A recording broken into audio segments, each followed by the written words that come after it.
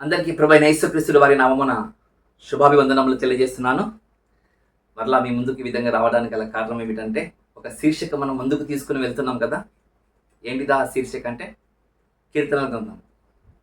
150 కీర్తనలు వివరించాలని దేవుని యొక్క మహాకృపను బట్టి ఒక తలంపు ద్వారా మీ ముందుకు నేను వచ్చాను. ఒక కీర్తన అయిపోయింది, మొదటి కీర్తన. ఆ మొదటి కీర్తనలో 2 భాగాలు మనం చెప్పుకున్నాం. నాకు తెలిసినంత వరకు అయితే ఒక కీర్తన ఒకదానితో అంటే ఒక భాగముతో సరిపోదు అని ఒక తలంపు నాకైతే కలుగుతుంది. మళ్ళీ మీకు ఎలా కలుగుతుందో నాకైతే తెలియదు, కానీ ప్రార్థన చేయండి, విస్తారంగా ఆలోచన చేద్దాం కీర్తనల గ్రంథము. ఎందుకంటే మన భక్తి జీవితానికి, మనము దేవుల్లో ముందుకు నడవటానికి, భయం కలిగి జీవించటానికి, ఒక విధేయత కలిగి జీవించటానికి ఈ 150 కీర్తనలు ఖచ్చితంగా మనకు ఉపయోగపడతాయి. కాబట్టి దయచేసి ప్రార్థన చేయాలని ప్రభునామమున ప్రేమపూర్వకంగా మిమ్మల్ని కోరుకుంటున్నాను. 2వ కీర్తన, మొదటి కీర్తన మనం చదువుకున్నాం కదా. మొదటి కీర్తన మనము దుష్టుల ఆలోచన చొప్పున పాపల మార్గం నిల్వ కానీ కొన్ని మాటలు మనము జాగ్రత్తగా మనం చూశాము. ఒక భర్త కావచ్చు, ఒక విశ్వాస కావచ్చు, ఒక పాస్టర్ కావచ్చు, ఒక కుటుంబం కావచ్చు, ఒక సంఘము కూడా కావచ్చు, ఏదైనా సరే ఈ విధంగా దేవుడు చెప్పినట్లు యెహోవా ధర్మశాస్త్రమును దీవారాత్రంలో మనం ధ్యానిస్తూ ఉన్నామనుకోండి, ఖచ్చితంగా మనము పరలోకానికి, నిత్య లోకమునకు, నిత్య రాజ్యానికి వారసులు అవుతాం. మళ్ళీ మనం చదువుకున్న ఈ 4, 5, 6 వచనాలు కూడా మనం చూడగలిగితే వేరు చేయబడుతుందంట. నీతిమంతునికి, అవినీతిమంతునికి, విశ్వాసికి, అవిశ్వాసికి వేరు డివైడ్ చేయబడుతుంది. అంటే దేవుడు ఈ భూమి మీదనే దేవుడు ఎవరు దుష్టులు, ఎవరు నీతిమంతులు, ఎవరు అవిశ్వాసులు, ఎవరు విశ్వాసులు, ఎవరి వెలుగు సంబంధులు, ఎవరి చీకటి సంబంధులు అనే విధంగా దేవుడు ఈ కీర్తన ద్వారా మనకు డిసైడ్ అయిపోతుంది. మనం గుర్తుపెట్టుకోవాలి. ఈ మొదటి కీర్తన మరొక మాట కూడా చెప్పడానికి నేను ప్రయత్నం చేస్తున్నాను. 150 కీర్తనలు మనకు అర్థం కావాలన్నా, బాగా గుర్తుపెట్టుకోండి, 150 కీర్తనలు మనకు అర్థం కావాలన్నా ఈ మొదటి కీర్తన ఆ విధంగా ఉంటే చాలండి, చక్కగా మనకు అర్థమవుతుంది. 150 కీర్తనలు ఖచ్చితంగా అర్థం కావాలన్నా, అవును 150 కీర్తనలు మనకు అర్థం కావాలంటే మొదటి కీర్తన ప్రకారంగా ముందుకు నడుస్తూ వెళ్ళిపోతూనే ఉండాలి. అలాగైతే ప్రతి వచనము ఆనాడు జరిగిన చరిత్ర కావచ్చు, ఆనాడు జరిగిన బ్యాక్గ్రౌండ్ కావచ్చు, ఎలా భక్తులు దేవుల్లో ముందుకు నడిచారు, ఎలా దేవునికి వ్యతిరేకంగా జీవించారు అనేది మనకు ఖచ్చితంగా మనకు అర్థమవుతుంది.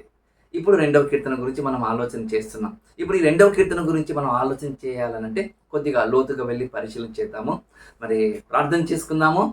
చిన్నగా దేవుని వాక్యం కదా మనం ధ్యానం చేసేది, ప్రార్థన చేసుకుందాం. మహా పరిశుద్ధుడైన పరలోకములో ఉన్న మా కన్న తండ్రి, మళ్ళీ మీ మాటలు చెప్పడానికి కృప చూపించారు, సహాయం చేశారు దేవా. మొదటి కీర్తన, ఇప్పుడు 2వ కీర్తన ధ్యానం చేస్తున్న మాకు పరిశుద్ధాత్మ ద్వారా ఇంకా మమ్మల్ని బలపరిచి మాకును వినబోతున్న మీ ప్రియులకు చక్కటి ఆలోచన భావనను అనుగ్రహించమని కోరుతూ యేసు ప్రభుల వారి నామమున ఈ ప్రార్థన మనవులను అడిగి సమర్పిస్తున్నాను పరలోకంలో ఉన్న మా కన్న తండ్రి.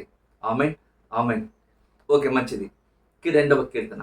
ఇప్పుడు ఈ 2వ కీర్తన ఎన్ని వచనాలు ఉంటాయంటే 12 వచనాలు ఉంటాయి. ఈ 2 కీర్తన ఎన్ని వచనాలు ఉంటాయి? 12 వచనాలు ఉంటాయి. ఈ 12 వచనాలలో మనం జాగ్రత్తగా ఆలోచన చేస్తే 4 భాగాలుగా మనం డివైడ్ చేయొచ్చు. 4 భాగాలను మనం డివైడ్ చేయొచ్చు. ఇప్పుడు ఈ 4 భాగాలు డివైడ్ చేయొచ్చు అని చెప్పాను కదా. మళ్ళీ ఈ కీర్తన ఎవరు రాశారు? ఈ కీర్తన ఎవరు రాశారు? మళ్ళీ ఈ కీర్తన ఎవరు రాశారయ్యా అని అంటే అక్కడ ఏమన్నా మనకు చిన్న టచ్లతో మనకు పేరు రాయబడిందంటే లేదు. మళ్ళీ ఎవరు రాశారు? బ్యాక్గ్రౌండ్ కావాలి. ఆ యొక్క 12 వచనాల యొక్క సారాంశం మనకు తెలియాలి. మనకు తెలియాలంటే ఒక వ్యక్తి బయటికి వస్తాడు, ఒక భక్తుడు బయటికి వస్తాడు. ఆ వ్యక్తి రాసిన కీర్తన అప్పుడు మనం డిసైడ్ చేసుకోవాలి. పేరు లేని కీర్తన ప్రతి కీర్తన ఫలానా వ్యక్తి రాశాడని మాత్రం ఎప్పుడు అనకూడదు, చెప్పకూడదని మీరు గుర్తు చేసుకోవాలి. పేరు లేని కీర్తనలు చాలా ఉన్నాయి, అవి మనసులో పెట్టుకోవాలి. అవి మనసులో పెట్టుకోవాలి. చాలామంది నేటి కాలంలో పేరు లేని కీర్తనలు అనగానే దావీదు గారు రాశారు అని అంటుంటారు. కాదండి, అలా వద్దు. పరిశీలన చేద్దాం, కొద్దిగా మనము పరిశీలన చేద్దాం. పరిశీలన చేయటం వలన మన భక్తి పెరుగుతుంది. పరిశీలన చేయటం వలన మనకు దేవుని వాక్యం పట్ల ఆసక్తి పెంచుతుంది. మీరు గుర్తు చేసుకోవాలి. ఓకే, ఇప్పుడు ఈ 2వ కీర్తన గురించి ఒకసారి జాగ్రత్తగా మనము చూద్దాం. మొదటి వచనం నుండి 12 వచనం చదువుకుందాం ఒకసారి మనము. అన్ని జనులు ఎలా అల్లరి రేపుచున్నారు, జనములు ఎలా వ్యర్థమైన దాన్ని తలంచుచున్నవి, మనము వారి కట్లు తెంపుదము రండి, వారి పాశములను మన యుద్ధ నుండి పారవేయుదము రండని చెప్పుకొనొచ్చు. భూరాజులు యెహోవాకును ఆయన అభిషక్తునికి విరోధముగా నిలవబడుచున్నారు. ఏలికలు ఏకీభవించి ఆలోచన చేయుచున్నారు. ఆకాశమందు ఆశ్రయుడగువాడు నవ్వుచున్నాడు. ప్రభు వారిని చూచి అపహసించుచున్నాడు. ఆయన ఉగ్రుడై వారితో పలుకును. ప్రచండ కోపము చేత వారిని తల్లడిల్లింప చేయును. నేను పరిశుద్ధ పర్వతం మీద సియోను మీద నా రాజును ఆశ్రయుడుగా చేసి ఉన్నాను. నా కట్టడాలను నేను వివరించదను. యెహోవా నాకు ఇలాగ సెలవిచ్చుచున్నాడు, నీవు నా కుమారుడు, నేను నిన్ను కని ఉన్నాను. నన్ను అడుగుము, నా జనములను నీకు స్వాస్యముగాను భూ దిగాంతముల వరకు నీకు సొత్తుగానిచ్చెదను. ఇనుపదండముతో నీవు వారిని పగలగొట్టెదవు. కుండను పగలగొట్టినట్లు వారిని ముక్కలు చెక్కలుగా పగలగొట్టెదవు. కాబట్టి రాజులారా వేవుకులై యుండుడి, భూపతులారా బోధనుడి, భయభక్తులు కలిగి యెహోవాను సేవించుడి, గడగడ వణుకుచు సంతోషించుడి. ఆయన కోపము త్వరగా రగులుకొనును. కుమారుని ముద్దు పెట్టుకొనుడి, లేని యెడల ఆయన కోపించును. అప్పుడు మీరు త్రోవ తప్పి నశించెదరు.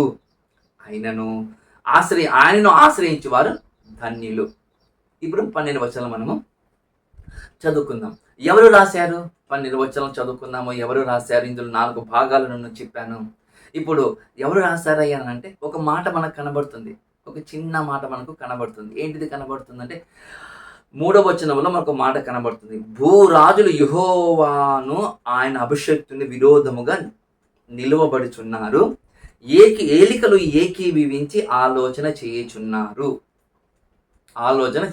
ఇప్పుడు మనం చూస్తున్నాం ఈ కీర్తన ఎవరు రాశారని అంటే ఈ కీర్తన యొక్క సారాంశం గురించి కావచ్చు, మనకు 3వ వచనము కావచ్చు, అలాగే మనకు కనబడుతున్న ఎన్నో వచనము నీవు నా కుమారుడు నిన్ను కని ఉన్నానని చెప్పిన మాట కూడా 7వ వచనం కూడా కావచ్చు. మనకు కనబడుతుంది. ఏం కనబడుతుందయ్యా అంటే ఈ మాటలు మనకు కొత్త నిబంధనలు మనకు కనబడుతుంటాయి. ఎక్కడ కనబడుతుంది కొత్త నిబంధనలో? ఒక్కసారి జాగ్రత్తగా పరిశీలన చేద్దాం. ఈ కీర్తన ఎవరు రాశారో మనం ముందుకు వెళ్తున్నాం. ఎందుకోసం రాశారు దాని గురించి బ్యాక్గ్రౌండ్ తర్వాత చూద్దాం. ఓకేనా? దేనికోసం రాశారు కూడా మనం చూద్దాం. ఓకే, ఈ కీర్తన వలన ప్రయోజనం ఏమిటని కూడా మనం జాగ్రత్తగా పరిశీలన చేద్దాం. ఇప్పుడు ఈ కీర్తన ఎవరు రాశారు అన్వేషణ చేస్తున్నాం. అపోస్తుల కార్యము 4వ అధ్యాయము 25-26 వచనాలు. అపోస్తుల కార్యము 4వ అధ్యాయము 25-26 వచనాలు జాగ్రత్తగా మనము చూద్దాం. 4వ అధ్యాయము 25-26 వచనాలు జాగ్రత్తగా చదువుదాం. అన్యజనులు ఎలా అల్లరి చేసిరి, ప్రజలెందుకు వ్యర్థమైన ఆలోచనలు పెట్టుకొనిరి. ప్రభువు మీదను ఆయన క్రీస్తు మీదను భూరాజులు లేచిరి, అధికారులు ఏకంగా కూడుకొనిరి. నీవు పరిశుద్ధాత్మ ద్వారా మా తండ్రియును నీ సేవకుడైన దావీదు నోట పలికించితివి. అంటే ఈ కీర్తన ఎవరు రాశారు? అపోస్తుల కార్యము 4వ అధ్యాయము 25-26 వచనాలు మనం పరిశీలన చేయగలిగితే మనకు కనబడుతున్న మాట ఇక్కడ మనకు కనబడుతున్న మాట ఏందయ్యా అంటే ఇది దావీదు గారు రాసిన మాట. ఇది దావీదు గారు నోట నుండి వచ్చిన మాటను మనం గుర్తుపెట్టుకోవాలి.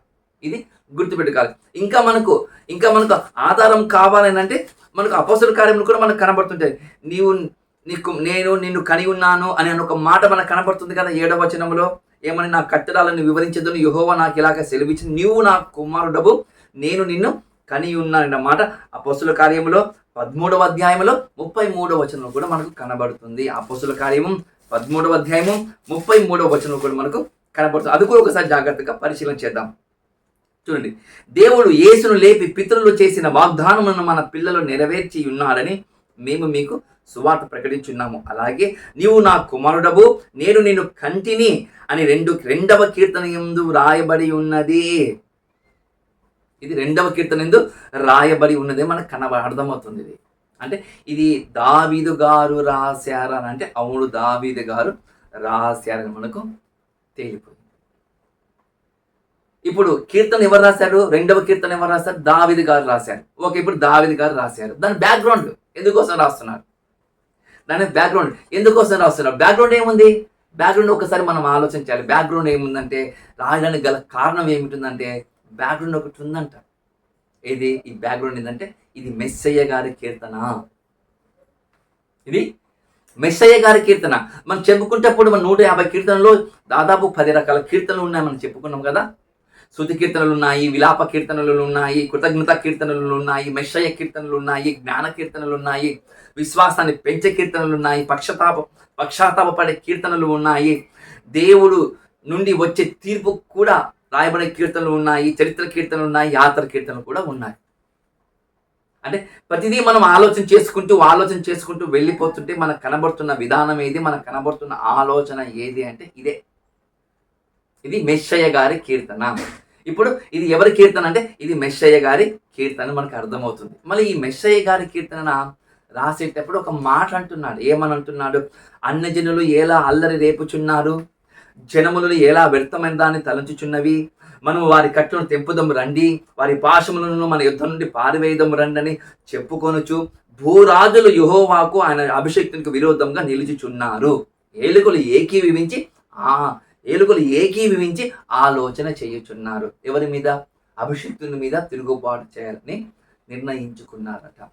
ఇంకా మనకు బ్రీఫ్గా వెళ్ళడానికి మనం ఆలోచన చేస్తే, ఇశ్రాయేలు ప్రజలకు మొదటి రాజు సౌలు గారు ఉన్నారు కదా.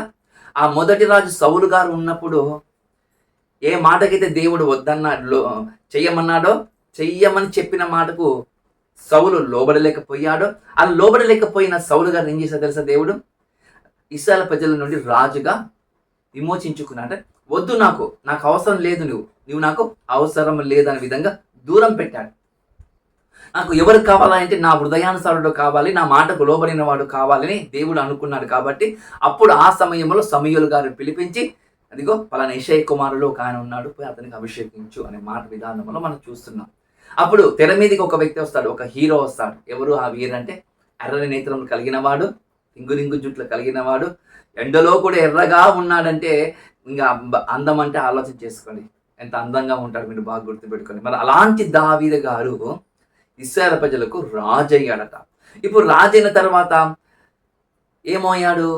శత్రువులు ఎక్కువైపోయారు. దావీదు గారు రాజు అయినప్పుడు, సౌలు ఉన్నప్పుడు చాలా మందికి యుద్ధాలు చేసుకుంటూ సౌలు గారి యొక్క రాజ్యములో ఒక గొప్ప స్థానం తీసుకొచ్చాడు దావీదు గారు. ఎప్పుడైతే సౌలు చనిపోయాడని తెలిసిన వెంటనే రాజు దావీదు గారు ఆయన చెప్పినప్పుడు కొన్ని దేశాలు కొందరు రాజులు తన మీద ఏం చేశారు తెలుసా? తిరుగుబాటు చేయడానికి సంసిద్ధమయ్యారు. అందులో ముఖ్యులు ఫిలిష్తీయులు. మనకు 2 సమూయేలు గ్రంథము 5వ అధ్యాయము 17 నుండి 25 వచనాలు మనకు కనబడుతుంటది. దావీదు మీద దేవుడు అభిషేకించిన రాజు మీద ఫిలిష్తీయులు దండెత్తున్నారు. అంతేకాదు మోయాబులు దండెత్తుతున్నారు. మనకి 8వ అధ్యాయము 2వ వచనంలో కనబడుతుంది. ఇదే సమయం 2 సమూయేలు 8వ అధ్యాయము 2వ వచనంలో కనబడుతుంటది. ఇదే 2 సమూయేలు 8వ అధ్యాయం 3వ వచనం కూడా కనబడుతుంది. శోబాను రాజు రెహబాబు కుమారుడైన హదాదేజురు అనే ఆయన కూడా రాజు కుమారుడు కూడా యువరాజు కూడా దండెత్తినట్లుగా మనకు కనబడుతుంది 2వ సమూయేలు గ్రంథంలో 8వ అధ్యాయం 3వ వచనంలో. అలాగే సిరియా అంటే ఆరాము అంట చూడండి. ఇప్పుడు సిరియా దేశము కూడా 2వ సమూయేలు గ్రంథంలో మనకు కనబడుతుంది. వాళ్ళు కూడా దండెత్తారంట. ఎవరిపైన? దావీదు పైన. అమ్నోను రాజు దండెత్తాడు, ఏదోమీలు దండెత్తారు. ఇది మనకు 2వ సమూయేలు గ్రంథము 10వ అధ్యాయంలో 1వ వచనంలో, 2వ సమూయేలు గ్రంథము 8వ అధ్యాయము 13, 14 వచనంలో మనకు కనబడుతుంది ఏదోమీలు దండెత్తినట్లుగా.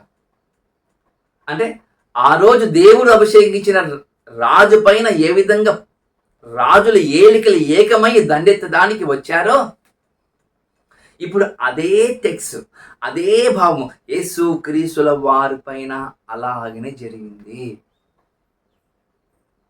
అలా ఇది మెస్సయ్య కీర్తన చెప్పాను కదా.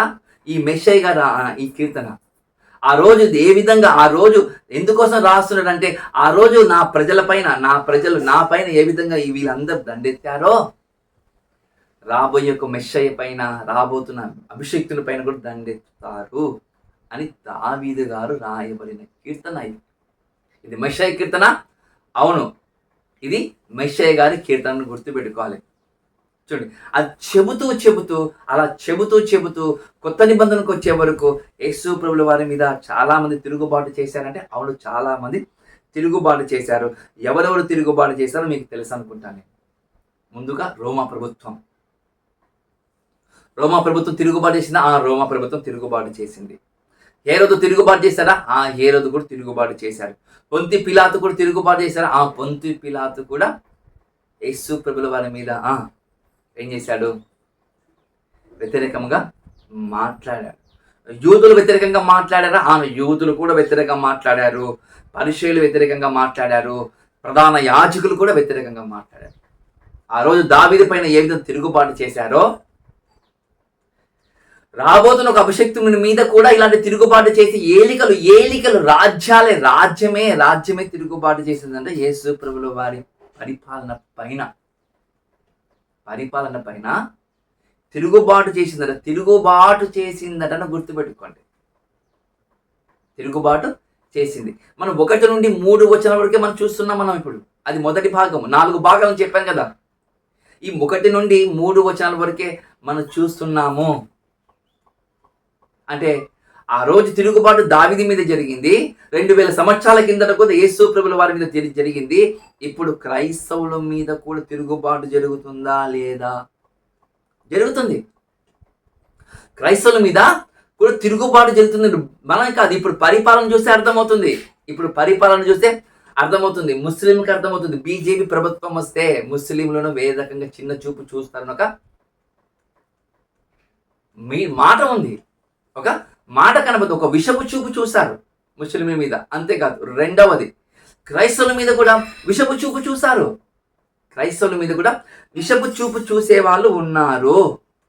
ఈరోజు బీజేపీ ప్రభుత్వం లేదా? రాజ్యాంగం మార్చాలని ఒక ఆలోచన భావాలతో క్రైస్తవులను లేని బాధలు గురి చేస్తున్నారు. క్రైస్తవుల మీద దాడులు చేస్తున్నారు.